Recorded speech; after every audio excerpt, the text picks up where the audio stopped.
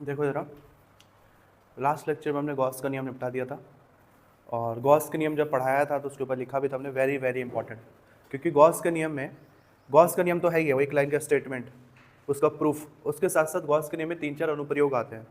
अनुप्रयोग को ये एप्लीकेशन कहते हैं। एप्लीकेशन का मतलब गॉस का जो फॉर्मूला आया था, क्या था फॉर्मूला, फाई बराबर क्यू अपॉन एप्सिलॉन जीरो, या फिर 1 upon epsilon zero into Q, ठीक है, उसका कहाँ यूज होता है उसे हमें पढ़ना है।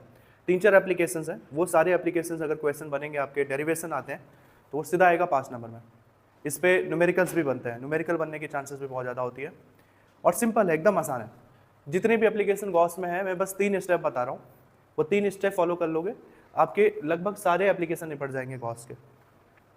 पहला स्टेप सिंपल सा है कि आप फ्लक्स निकाल लो, फाई निकालो, ठीक है, क्योंकि हमें यूज कौन सा फॉर्मूला करना है। गॉस का नियम का क्या फॉर्मूला होता है, फाई बराबर 1 upon epsilon zero into q. Flux का फॉर्मूला होता है E into d A cos theta, अभी मैं इसकी बात कर रहा हूँ, ठीक है। एक ये फॉर्मूला में यूज करना है, एक फॉर्मूला यूज करना है सिंपल, फाई का क्या फॉर्मूला था, तो जो बोल रहे थे अभी, E D A cos theta, एक फॉर्मूला ये है। समझना आगे आने वाले लेक्चर्स में हम क्या करने वाले हैं, या फिर आज के लेक्चर में क्या करने वाले हैं। तो देखो, दोनों फॉर्मूले में कुछ कॉमन है, दोनों फाई को, फ्लक्स को बता रहा है। तो आपको क्या करना है, पहले ये वाला फॉर्मूला ला देना है, इसकी जो वैल्यू आएगी, ठीक है, फिर जो इसकी वैल्यू आएगी इससे इक्वेशन नंबर 1 डाल देना, ठीक है, और इस इक्वेशन नंबर 1 को किससे तुलना कर लेना, इस वाले फॉर्मूले से, इक्वेशन नंबर 2 से, क्योंकि इक्वेशन 1 का जो आंसर आएगा वो फाई ई की वैल्यू है, और इक्वेशन 2 में देखो, इक्वेशन 2 में भी आप जो भी कैलकुलेशन करोगे वो एक्चुअल में वैल्यू किस चीज़ की है, फाई ई, मतलब इसका जो आंसर आएगा वही आंसर आप इस साइड पुट कर दोगे, लेफ्ट और राइट साइड आ जाएगा। कुछ ना कोई ना कोई वैल्यू ऐसे जरूर होगी जो कटने वाली होंगी, कटने वाले टर्म्स कट जाएंगे, ठीक है।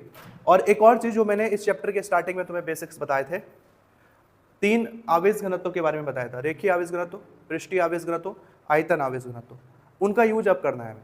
क्या था, यहाँ पे अगर मैं सीधे तार की बात कर रहा हूँ, एक वायर है, सीधा तार मैंने सपोज ये बनाया है, तो खुद से बताओ, एक सीधा तार में ये रेखीय आवेश घनत्व लगेगा, पृष्ठीय आवेश घनत्व लगेगा कि आयतन, तार है, तार एक रेखा है, लाइन है, तो उसमें रेखीय आवेश घनत्व लगेगा। और अगर याद है तो ठीक, नहीं है तो देखो, रेखीय आवेश घनत्व का फॉर्मूला क्या होता था, इसको लैम्डा से शो करते थे, और लैम्डा बराबर क्या होता था, क्यू अपॉन एल। बस यही 3 फॉर्मूले यूज करने हैं, आपके 5 नंबर का क्वेश्चन तुरंत हो जाएगा सॉल्व, रटने की तो कोशिश ही नहीं करना है। यही नहीं, अगला डेरिवेशन भी जो करेंगे उसमें भी सेम स्टेप है। अगर वहां पे आएगा पृष्ठ, वहां पे तार की जगह कोई एक पृष्ठ दे दिया, तो वहां पे पृष्ठीय आवेश घनत्व लग जाएगा, बस लैम्डा की जगह आ जाएगा वहां पे सिग्मा क्यू अपॉन ए, बाकी कॉन्सेप्ट सारा वही, ठीक है। तो चीजों को समझोगे तो हर चीज रटना नहीं पड़ेगा। तो करना क्या है, पहले ये निकालना है इक्वेशन 1, इक्वेशन 1 से हमें इक्वेशन 1 का जो आंसर आएगा इसे इक्वेशन 2 से कंपेयर कर देना है, जो भी आंसर आएगा कटेगा आपस में, और लास्ट में क्या करना है, आपको वहां पे लैम्डा की वैल्यू पुट कर देनी है। हालांकि लैम्डा की वैल्यू नहीं होगी, वो क्यू की वैल्यू पुट करनी होगी। लैम्डा बराबर क्यू अपॉन एल है, तो क्यू बराबर कितना हो जाएगा, लैम्डा इंटू एल। तो जो भी आंसर आएगा लास्ट में हम क्यू की जगह ये पुट कर देंगे, लैम्डा इंटू एल, फिर एल अगर वहाँ पे होगा तो एल से एल भी कर सकता है, क्या पता, वही हमारा फाइनल आंसर होगा। तो ये हमारे स्टेप्स हैं जो हमें फॉलो करना है। क्या लग रहा है देख करके, क्या निकालना है आपको इस डेरिवेशन में, विद्युत क्षेत्र की तीव्रता किस चीज से दिखाते हैं, ई, आपको ई कैलकुलेट करना है अनंत लंबाई के। अब ये हेडिंग आपने लिख दिया, ये भी लिख दिया, ये इसका पहला अनुप्रयोग है। अब एक एक शब्द का मतलब समझो। अनंत लंबाई का आपने एक आवेशित सीधा तार लिया है, तार की जगह यहाँ चालक भी हो सकता है, एग्जाम में पूछे, चालक हो या तार हो, दोनों का मतलब होता है जिसमें करंट फ्लो हो सके या चार्ज फ्लो हो सके। तो एक अनंत लंबाई का आवेशित सीधा तार, इसका क्या मतलब है, पहली बात तो तार का मतलब तो सबको पता है, तार देखा है सबने, वायर। तो सपोज कर लेते हैं ये तार है, तार की लंबाई अनंत है, लिखा है ना अनंत लंबाई का। अनंत का मतलब क्या हुआ, अनंत का मतलब क्या हुआ, नॉर्मली हम तो यही सुनते हैं अनंत का मतलब, जो कि मतलब जिसका कोई अंत ना हो, जो कि बढ़ता ही जा रहा हो। लेकिन कोई ऐसा तार हो सकता है जिसका कोई अंत ही नहीं है, वो पाताल से निकला और आसमान तक चलता जा रहा है। फिजिक्स में अनंत का मतलब ये नहीं होता है, ठीक है। फिजिक्स में अनंत का मतलब ये है कि उसकी लंबाई की तुलना में उसकी चौड़ाई बहुत ज़्यादा क्या है, कम है, बहुत कम, तुलनात्मक दृष्टि से। तार को देखोगे तो अगर आप एक 100 मीटर लंबा एक बंडल भी ले लोगे तार का, तो तार की लंबाई तो 100 मीटर की हो जाएगी, लेकिन लंबाई की तुलना में चौड़ाई देखो तार की कितनी कम होती है, बहुत कम चौड़ाई होती है तार की। तो यहाँ पे अनंत का मतलब है, अनंत लंबाई का मतलब है कि चौड़ाई कम है लेकिन लंबाई क्या है, ज़्यादा चौड़ाई की तुलना में। तो आपने एक ऐसा तार दिया है अनंत लंबाई का, ठीक है। आवेशित का मतलब क्या है कि इस तार पे एक चार्ज है। सपोज अपने कैलकुलेशन को इजी बनाने के लिए हम एक चार्ज रख देते हैं इस पे। सपोज इस पे है आपका प्लस क्यू चार्ज, ठीक है। ये आवेशित का मतलब ये है कि इस पे एक आवेश दिया गया है, प्लस चार्ज दिया गया है। तो क्या करना है, इस तार के निकट विद्युत क्षेत्र की तीव्रता निकालनी है। मतलब ये तार है जिसमें चार्ज है, इसके निकट, निकट का मतलब या तो राइट साइड या फिर लेफ्ट साइड कोई बिंदु मानेंगे हम। सपोज ये बिंदु मान लो जो क्रॉस किया मैंने अभी, इस बिंदु पर विद्युत क्षेत्र की तीव्रता चाहिए। इस तार के कारण इस बिंदु पर विद्युत क्षेत्र की तीव्रता कितनी होगी, यही कैलकुलेट करना है हमें, ठीक है। और विद्युत क्षेत्र की तीव्रता ई आई जाएगा सिंपली। तो करते हैं इसे सॉल्व। कुछ कॉन्सेप्ट क्लियर करें पहले। जिसने पिछले 2 लेक्चर्स में गॉस का प्रमेय अच्छे से पढ़ा होगा, गॉस के प्रमेय लिखवाते समय या विद्युत फ्लक्स पढ़ाते समय सबसे मेन शर्त क्या होता है, विद्युत फ्लक्स कहाँ पर अप्लाई कर सकते हैं, बस पृष्ठ कैसा होना चाहिए, बंद, गुड, ठीक है। तो विद्युत फ्लक्स अप्लाई करना है या गॉस का प्रमेय अप्लाई करना है, जिसको याद ना हो वो भी अभी सुन लो। कहीं पे भी विद्युत फ्लक्स तभी लगेगा जब वो पृष्ठ कैसा है, बंद है, क्लोज पृष्ठ है। यहाँ तो ये तो सीधा तार है, तार का तो कोई क्लोज है ही नहीं। तो जहाँ पर पृष्ठ बंद ना हो वहाँ पर हम अपने हिसाब से काल्पनिक पृष्ठ बनाते हैं। विद्युत फ्लक्स तो पड़ ही रहते ना, उसमें हम बंद काल्पनिक पृष्ठ लेते थे। तो यहाँ पर देखो, आपको फ्लक्स अगर यहाँ पे कैलकुलेट करना है तो फ्लक्स कैलकुलेट करने के लिए आपको बंद पृष्ठ लेना जरूरी होता है। बट ये तो तार है सीधा, ये तो फैलता जा रहा है। तो इसमें अगर बंद पृष्ठ नहीं दिख रहा है तो आपको बंद पृष्ठ बनाना पड़ेगा अपने हिसाब से। कोई मुझे वो दो, पेन का कवर दो, पेन दो जिसका रिफिल ट्रांसपेरेंट हो, जिस बाहर से देखे जो, अरे मतलब जो भी हो, होगा किसी के पास। मान लिया ये भी उतना ट्रांसपेरेंट नहीं है, हाँ हाँ वही सेम। ये कुछ वैसा ही चीज़ है जैसे ये पेन है। देखो पेन होता है ये, तो पेन में आप समझो कि यही वो आवेशित तार है। अब देखो लंबाई की तुलना में इसकी चौड़ाई बहुत ज़्यादा कम है ना, तो इसको हम कहेंगे, मतलब इसकी लंबाई थोड़ा और ज़्यादा लेंगे तो थोड़ा और ज़्यादा लंबाई हो जाएगा, तो उसकी तुलना में चौड़ाई बहुत कम है, तो हम कहेंगे अनंत लंबाई का तार है। सपोज दैट ये स्टील का बना हुआ है, तो ये है, लेकिन ये बंद नहीं है।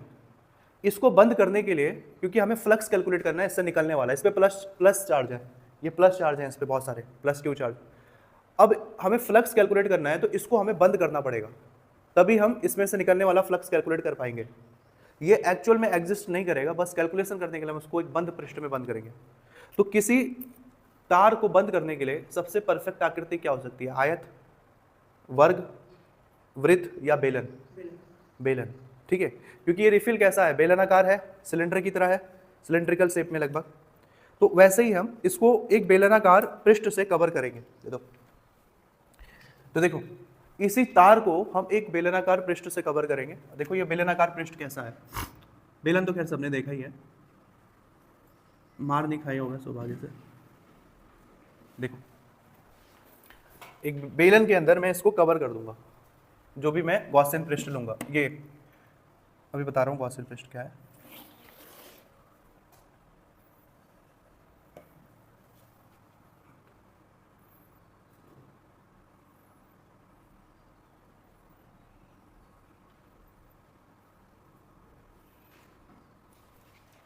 ठीक है, ये एक बेलनाकार पृष्ठ ले लिया मैंने, और ये जो बेलनाकार पृष्ठ है जिसपे हमें गॉस का नियम लागू करना है, इस पृष्ठ को हम कहते हैं गॉसियन पृष्ठ।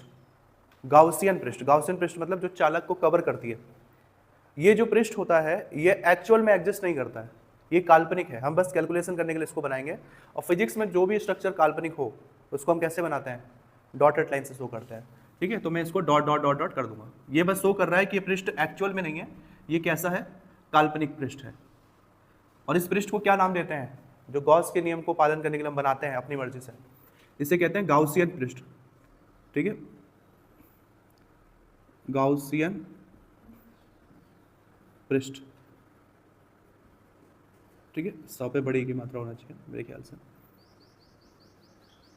ये है आपका गाउसियन पृष्ठ, गॉसियन सरफेस। क्यों लिया गॉसियन सरफेस, समझ में आ रहा है, क्योंकि फ्लक्स का फॉर्मूला में इसमें अप्लाई करना है, फ्लक्स कैलकुलेट करना पड़ेगा। और फ्लक्स कैलकुलेट करने का पहला ही शर्त होता है बंद काल्पनिक पृष्ठ से निकलने वाली कुल बल रेखाओं का मान।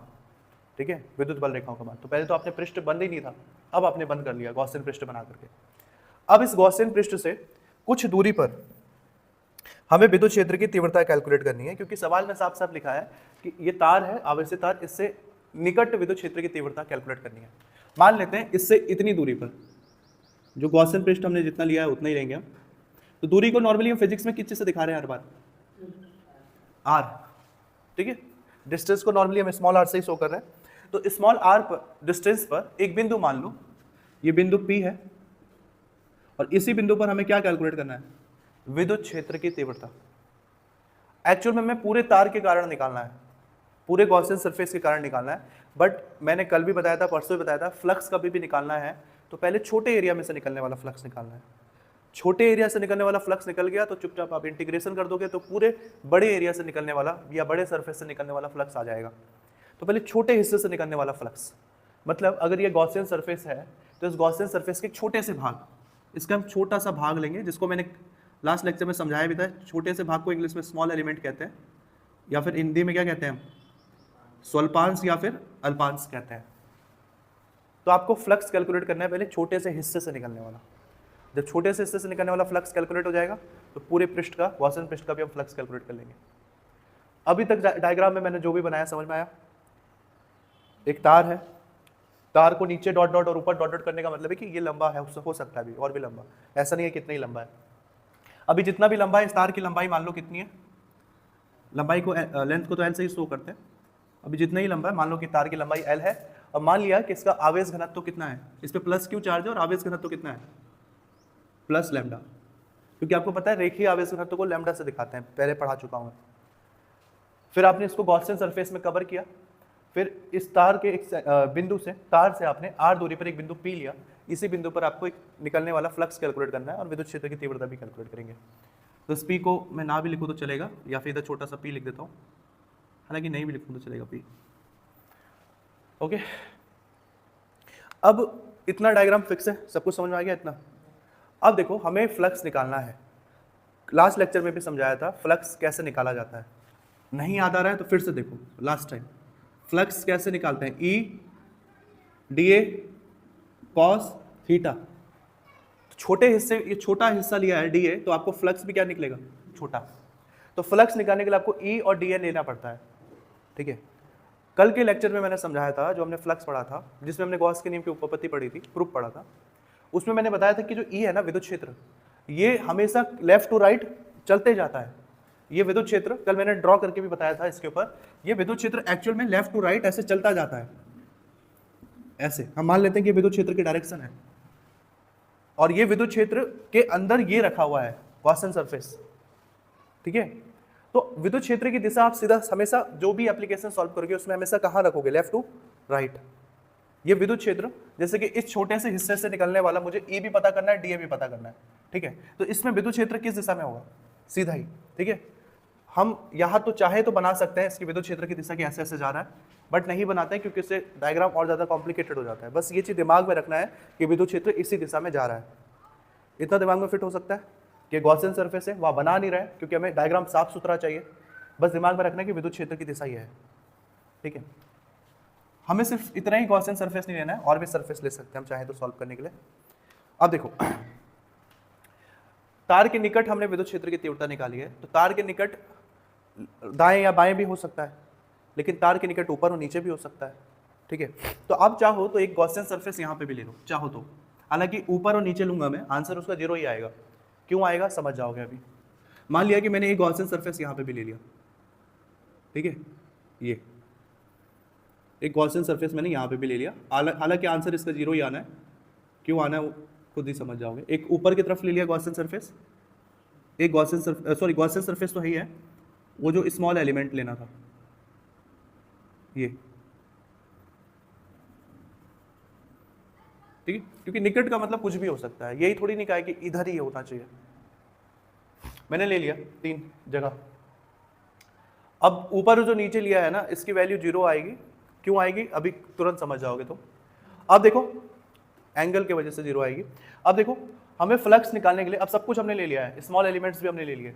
सपोज ये स्मॉल एलिमेंट्स के क्षेत्रफल कितने हैं, एरिया वेक्टर कितना है, सपोज इसको मान लो ये है डी ए, डी है, डी एस मान के चलो, सरफेस को नॉर्मली हम ऐसे दिखा सकते हैं यहाँ पे डी एस। और जो स्मॉल एलिमेंट जितने साइज का उधर लिया उतनी साइज का हमने यहाँ पे भी लिया, और उतनी साइज का हमने नीचे भी लिया है स्मॉल एलिमेंट्स, डी एस। तो अगर मैंने डी एस लिया तो आप फॉर्मूले में क्या लिखना प्रेफर करो, डी एस। जब ऐसा कोई आकृति आएगा ना आयत वगैरह, तब मैं डी ए लिखना ज़्यादा पसंद करूँगा, क्योंकि ए मतलब एरिया होता है।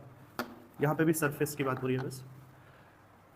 अब देखो, अब आपको ई निकालना है, ई पता करना है, डी एस पता करना है, ई की दिशा, डी एस की दिशा, और इन दोनों दिशाओं के बीच का कोण। तो बताओ जरा, बस फोकस करो सामने वाले पॉइंट पे, इधर सपोज फोकस करते हैं, इधर इस हिस्से में ई की दिशा क्या है, ई मतलब विद्युत क्षेत्र, और विद्युत क्षेत्र में पता है किस दिशा में जा रहा है, सीधा ही जा रहा है। तो देखो इधर विद्युत क्षेत्र की दिशा क्या है, रेड मार्कर है हमारे पास है, तो इस जगह पे ई की दिशा ये है, लेफ्ट टू राइट, इतना क्लियर है।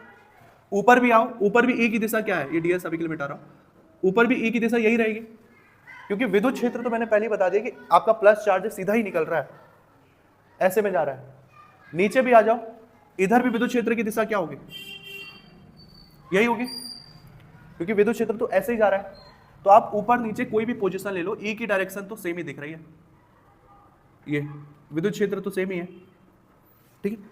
बाकी यहाँ पे मैंने क्या मिटाया था, इसको भी डी एस लिया था, इधर लिख लेता हूँ क्योंकि बाद में मिटाना ही पड़ेगा।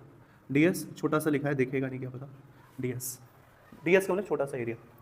तो देखो फ्लक्स निकालने के लिए ई का पता होना चाहिए, ई तो सब में सेम ही है, क्योंकि सेम विद्युत क्षेत्र में ये रखा गया है, समरूप विद्युत क्षेत्र में। डीएस क्या होता है, डीएस को समझाया मैंने, स्मॉल एलिमेंट, और डीएस निकालने के लिए उसका एरिया वेक्टर पता होना चाहिए, क्षेत्रफल सदिश। और क्षेत्रफल सदिश भी मैंने पहले बताया हुआ है, क्षेत्रफल सदिश सिंपल होता है। डीएस अगर डीएस या डीए निकालना हो तो जो सरफेस है, सरफेस के ऊपर 90 डिग्री का एंगल बना दो, यही एरिया वेक्टर है इसका, यही डीएस का डायरेक्शन है। तो अगर इसका एरिया वेक्टर ऐसे में, देखो इस वाले पे, अगर इसका एरिया वेक्टर ऐसे है, जैसे ऐसे है तो 90 डिग्री, ऐसे में है तो इसका एरिया वेक्टर किस साइड निकलेगा, सीधा। तो इसकी डीएस की डायरेक्शन कैसे निकलेगी, ऐसे, सिंपल। तो ये आल्सो किस चीज की डायरेक्शन हो गई, डीएस की, एरिया वेक्टर। अगर इसके ऊपर वेक्टर लगा दिया तो ये एरिया वेक्टर की डायरेक्शन हो गई। तो देखो ई और डीएस दोनों की डायरेक्शन सेम दिख रही है, एक के ऊपर एक। ऊपर आ जाओ, ऊपर देखो विद्युत क्षेत्र की दिशा क्या है, और ऊपर देखो डीएस ऊपर की तरफ है, दिख रहा है। तो इसके लिए एरिया वेक्टर कहाँ निकलेगा, सीधा ऊपर की तरफ। ये ऐसे जाएगा तो इसके लिए एरिया वेक्टर ऐसे निकलेगा, ऐसे निकलेगा एरिया वेक्टर। तो इसके लिए मैं दिखाऊंगा डीएस वेक्टर, ये आप छोटे डीएस लिखने की जरूरत नहीं है। देख गया, डीएस जो एरिया वेक्टर डीएस आया और विद्युत क्षेत्र ई आया, उसके बीच की दिशा कितने डिग्री है, 90 डिग्री का कोण बन रहा है। ये तो साफ साफ दिख रहा है, 90 डिग्री का परपेंडिकुलर कोण बन रहा है, 90 डिग्री का।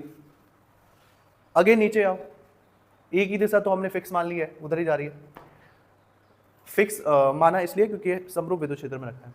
फिर देखो सीधा था तो ऐसे निकला एरिया वेक्टर, ऊपर था तो ऊपर गया। अब देखो डीएस कहाँ की तरफ है, नीचे की तरफ है, तो इसका एरिया वेक्टर किस साइड जाएगा, नीचे की तरफ। तिरछा लाइन बन गया शायद, ये ऐसे नीचे की तरफ। किसकी दिशा है ये, डीएस की दिशा है, यहाँ आप डीएस लिखने की जरूरत नहीं है। अगेन यहाँ पे ई और डीएस के बीच कितने डिग्री का एंगल है, अगेन यहाँ पे भी 90 डिग्री का एंगल है। तो आपने तीनों पॉसिबल जगहों पे विद्युत क्षेत्र की तीव्रता निकाल ली है, मतलब फ्लक्स निकालने के लिए जो जो चाहिए वो सब लिख दिया है। अब किसी के दिमाग में यह आएगा कि उधर निकाला हमने तो इधर क्यों नहीं निकाला, इधर भी निकाल सकते हो, लेकिन आप खुद सोचो उधर जो आएगा उधर इधर भी वही आना है, ठीक है। अब कैलकुलेशन वाला काम हमारा छोटा सा करना है, सिंपल सा। डायग्राम समझ में आया, एकदम सिंपल डायग्राम है। ये समझ में नहीं आएगा तो फिर गॉस तुम्हें समझ में कभी नहीं आने वाला, इतना आसान चीज नहीं आएगा समझ में, और इतने आसान लैंग्वेज में समझ में नहीं आएगा। तो बस काम एक ही करना है, चुपचाप देखना है। अब देखो, अब हम कैलकुलेशन पे आते हैं। हमें ई निकालना है, निकालने का प्रोसेस मैंने बताया कि पहले आप फ्लक्स का फॉर्मूला निकालो, E D S cos theta. यहाँ से जो भी आंसर आएगा उसको किससे तुलना कर दो, फाई बराबर 1/ε0 इंटू क्यू से तुलना कर दो। इसका आंसर जो भी आएगा इससे तुलना कर दो, जो कटना होगा कटेगा। और फिर लास्ट में क्यू की वैल्यू पुट कर देना, क्योंकि लैम्डा बराबर क्यू अपॉन एल होता है। तो यहाँ पे क्यू की वैल्यू कितनी आ जाएगी, लैम्डा इंटू एल। बस 1 2 3 स्टेप, यही 3 स्टेप में डेरिवेशन जितने भी आएंगे खत्म हो जाएंगे इस चैप्टर में। तो देखो लिखते हैं,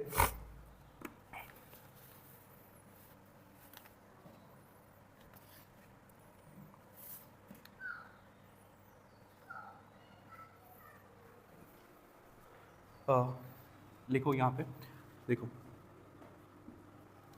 तो एरिया वेक्टर हमने ds माना है, dA भी मान सकते हो। एरिया वेक्टर को इंग्लिश में क्या लिखते हैं? क्षेत्रफल सदिश या क्षेत्रफल अवयव भी बोल सकते हैं, स्मॉल एलिमेंट, ठीक है। या सिंपल लिखते हैं ds, या फिर अल्पांश लिखें। स्वल्पांश क्या लिखा था आपने कल?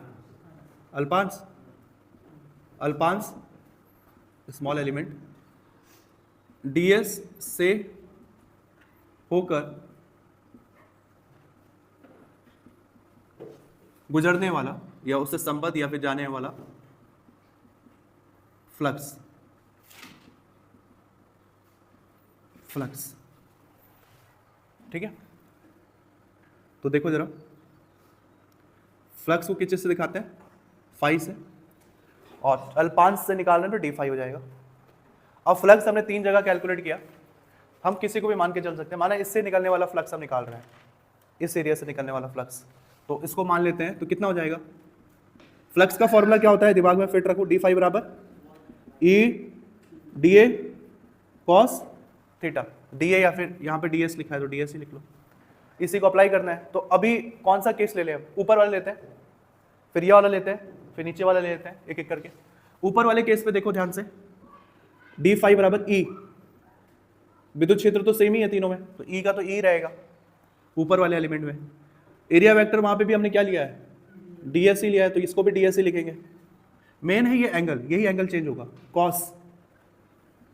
वहां पे एंगल देखो जरा, E और ds के बीच कितने डिग्री का कोण बन रहा है? सबसे ऊपर 90 डिग्री का, तो ये 90 डिग्री हो गया, प्लस ऊपर हो गया। अब बीच में आ जाओ इस वाले पे जो हमारा मेन है, उस पे भी देखो E ds चाहिए ना, तो विद्युत E मतलब विद्युत क्षेत्र कितना है वहां पे? विद्युत क्षेत्र कितना है? E। फिर नीचे की तरफ आओगे तो ये विद्युत क्षेत्र E है, और एरिया वेक्टर कितना है? Small element ds। फिर थीटा का मतलब है E और ds के बीच का एंगल। देखो E और ds के बीच कितने डिग्री का एंगल है? हैं? ds और E दोनों की दिशा क्या है? एक के ऊपर एक है, तो इसे कितने डिग्री कहेंगे? 0 डिग्री कहेंगे। ओके, अब नीचे आ जाओ, प्लस नीचे भी आओगे तो विद्युत क्षेत्र तो सेम ही है हर जगह, क्योंकि ये यूनिफॉर्म इलेक्ट्रिक फील्ड है। एरिया वेक्टर यहाँ पे भी कितना है? यह स्मॉल एलिमेंट ds, और एंगल कितना है E और ds के बीच का नीचे? E ds, ये भी आल्सो कितने डिग्री पे? 90 डिग्री पे। इससे मत सोचो कि ऊपर जा रहा है तो 90, ऊपर भी हो या नीचे भी हो, 90 डिग्री का ही एंगल है वो। बाकी इतना ही तो मैथमेटिक्स सबने पढ़ी है बचपन में। cos 0 की वैल्यू कितनी होती है? 1, और cos 90 की वैल्यू कितनी होती है? 0। तो सिंपल सी बात है, देखो d फाई बराबर cos 90 वाला टर्म, इसका आंसर कितना आ जाएगा? 0, क्योंकि cos 90 आया तो 0, 0 को ds के साथ गुणा करेंगे तब भी 0, 0 को किसी के साथ भी गुणा करें 0 आएगा, तो ये 0, प्लस cos 0 की वैल्यू कितनी होती है? 1, तो 1 का e ds से गुणा करोगे तब भी आंसर क्या आएगा? e ds आएगा, प्लस cos 90 की वैल्यू कितनी होती है? cos 90 की वैल्यू 0 होती है, 0 का किसी के साथ भी गुणा करो तो क्या आएगा आंसर? 0 ही आएगा। तो d फाई e बराबर 0 0 हटा दो, तो मेन बचा क्या? d फाई e बराबर कितना बच गया? e लिखना चाहो तो लिखो, वरना ऐसा कोई जरूरी भी नहीं होता है। कितना बच गया? e ds निकल गया, छोटा फ्लक्स निकल गया हमारा, ठीक है।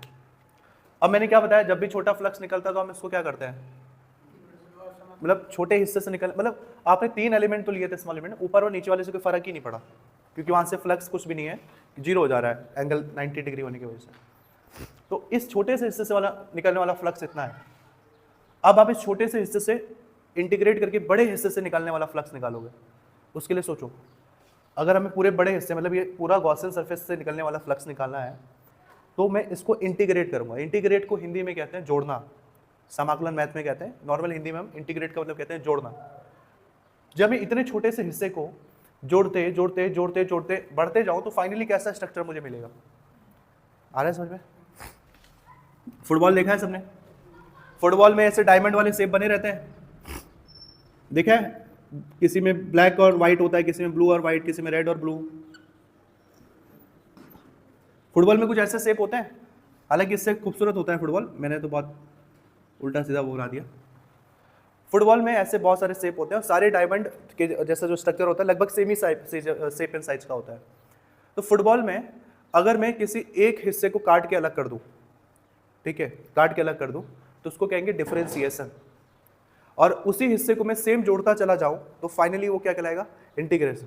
मतलब छोटे हिस्से को आप जोड़ते चले गए फुटबॉल के तो फाइनली ये गोला का शेप ले लेगा।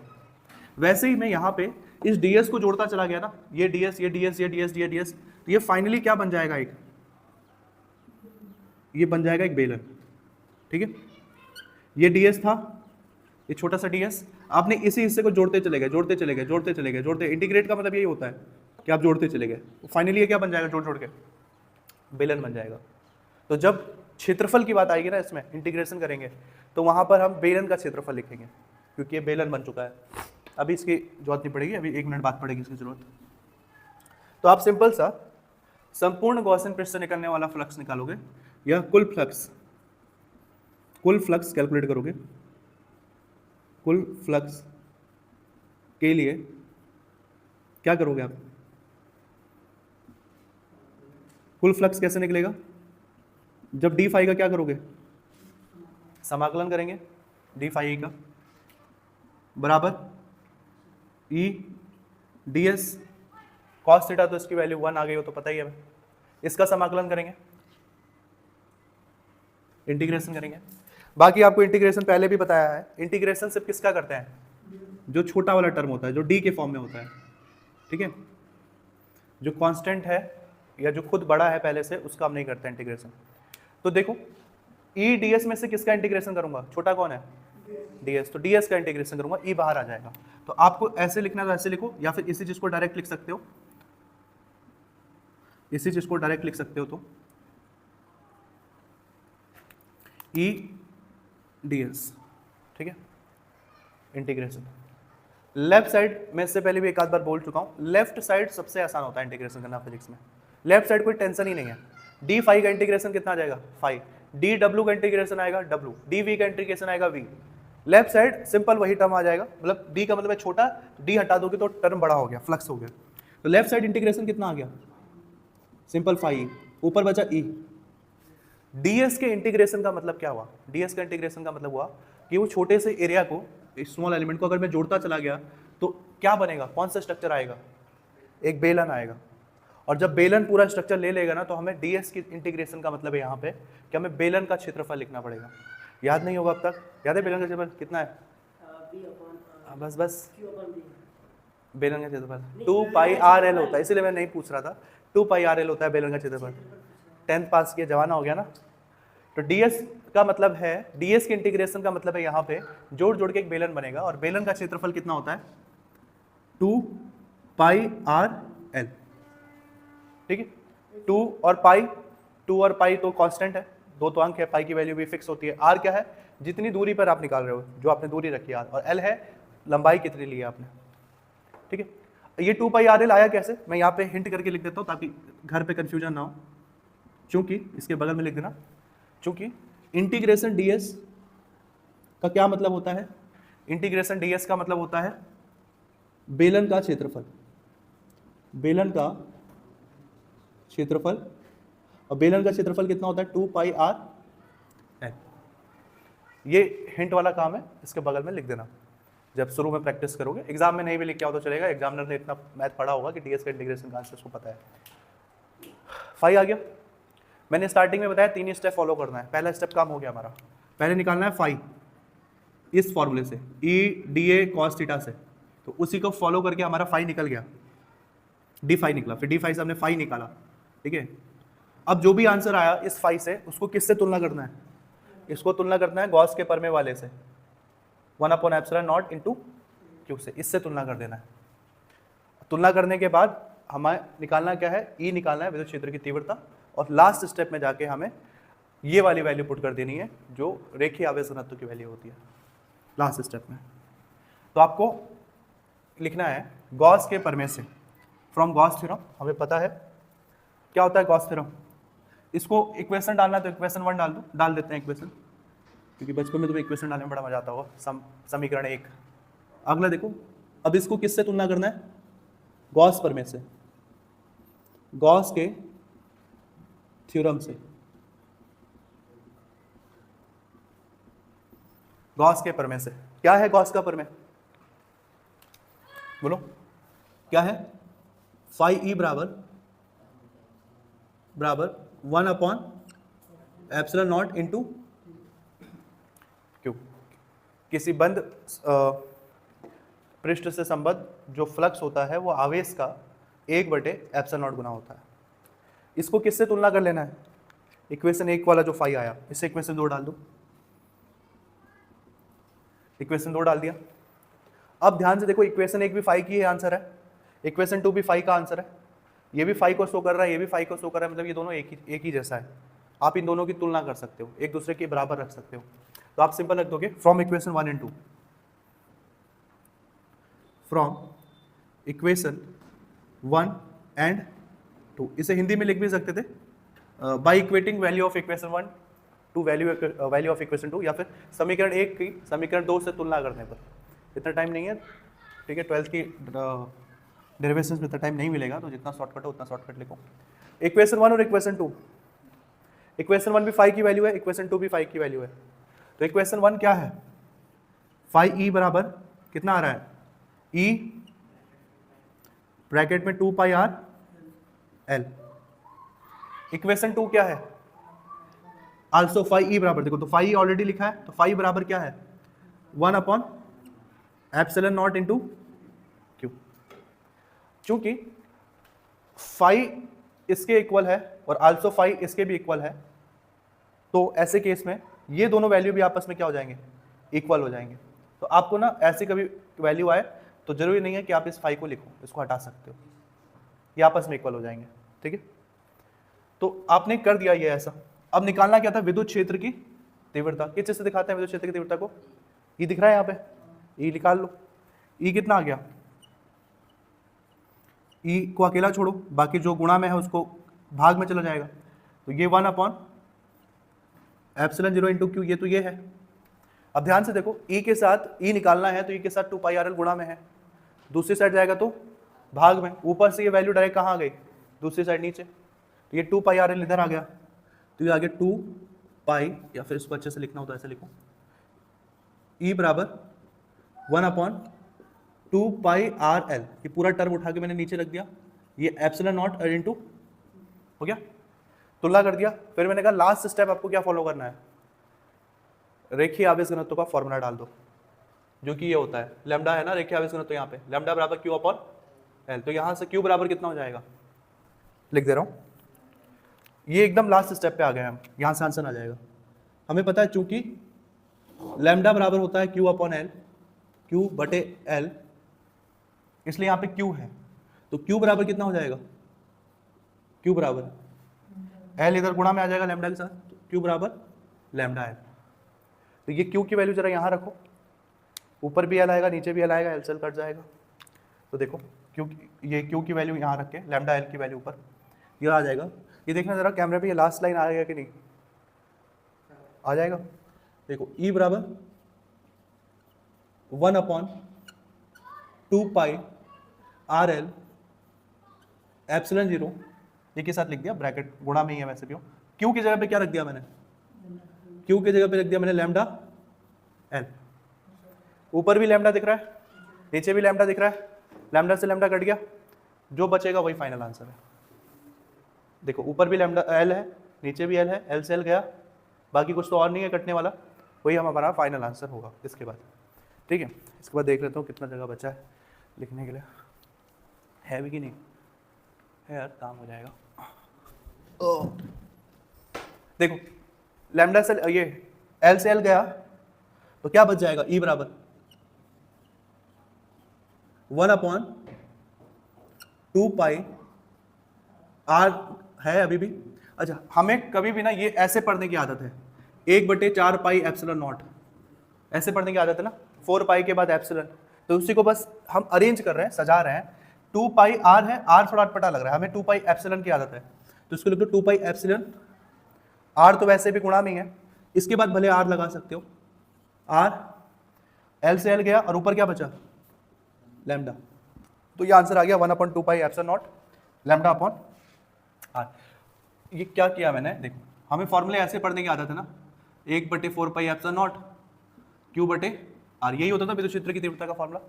मतलब हम कांस्टेंट वाला टर्म अलग रखते थे 1/4πε0, तो यहाँ 4 नहीं है तो यहाँ 2 है, और आवेश और बाकी दूरी वगैरह अलग रखते थे, दिखने में बस अच्छा लगे अरेंज करने, बाकी उसका कोई ऐसा सेंस नहीं है। तो आपने यहाँ पे भी यही किया, L से L काट दिया, 1/2πε0, R वैसे भी गुणा में था, R अब भी गुणा में ही है, और ऊपर क्या बच गया, सिंपल लैम्डा बच गया। ये आपका आंसर है, ये आपका है फाइनल आंसर। ठीक है, और अब और क्यों किया, देखो कभी इस प्रश्न पे सवाल बनेगा ना तो आप सॉल्व नहीं कर पाओगे इतने आसान से, क्योंकि 1/4πε0 की वैल्यू आपको पता है, इसकी वैल्यू कितनी होती है, 9 × 10 की घात 9, 1/4πε0 की वैल्यू, लेकिन यहाँ पे फॉर्मूले में 1/4 नहीं है, 1/2 है। तो कभी न्यूमेरिकल इस पे बना बोर्ड में, जो कि लगभग हर साल बनता है, तो आप ये फॉर्मूला अप्लाई करोगे तो आंसर नहीं ला पाओगे, क्योंकि इसका आंसर ही नहीं पता 1/2πε0 का आंसर क्या आएगा। तो इस 2 को आप 4 बना सकते हो, और ये काम हम कक्षा 6ठी 7वीं से करते आए हैं। बताओ 2 में क्या ऐसा करें कि 4 बन जाए, नीचे 2 से गुणा करेंगे, नीचे 2 से गुणा करेंगे तो ऊपर भी 2 से गुणा करना पड़ेगा, ताकि अंश और हर टोटल वैल्यू उसकी उतनी आए। और अभी नीचे भी 2 से गुणा ऊपर भी 2 से गुणा करोगे तो फाइनली कितना बचेगा, एक ही। इसलिए 2 से गुणा, जितना नीचे गुणा कर रहे हैं उतना ऊपर कर सकते हैं हम अपने सॉल्यूशन के लिए, अपने सहूलियत के लिए। तो यहाँ नीचे 2 का गुणा इसलिए कर रहे हैं ताकि ये क्या बन जाए, 4π बन जाए, और सवाल इजीली सॉल्व हो जाए, न्यूमेरिकल अगर आए कल के दिन तो 1/2 का गुणा किया तो 2 दूना कितना हो गया, 4πε0, और आल्सो 2 का गुणा हमने कहाँ किया है, ऊपर, तो ये हो गया लैम्डा था, तो ये क्या हो गया 2 लैम्डा, ये लैम्डा था, ये 2 लैम्डा हो गया, और नीचे क्या बच गया, R। ठीक है, ये आंसर है हमारा। आप चाहो तो इतना भी आंसर छोड़ दो, कोई नंबर नहीं काटेगा, बेहतर होगा कि उसको करो। अगर ये करोगे तो डेरिवेशन के साथ साथ जो न्यूमेरिकल आएंगे पेपर में वो भी कर लोगे। ओके, ये आपका कंप्लीट डेरिवेशन है, बाकी जो फालतू टर्म से मिटा देता हूँ। 3 ही स्टेप फॉलो किया हमने, उसी से आ गया हमारा आंसर।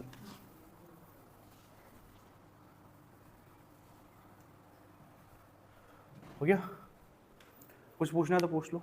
पहले ना लिखो मत, पहले डायग्राम देखो, कुछ मत करो, पहले डायग्राम देखो और डायग्राम समझो कि डायग्राम एक एक चीज समझ में आ रहा है कि नहीं आ रहा है।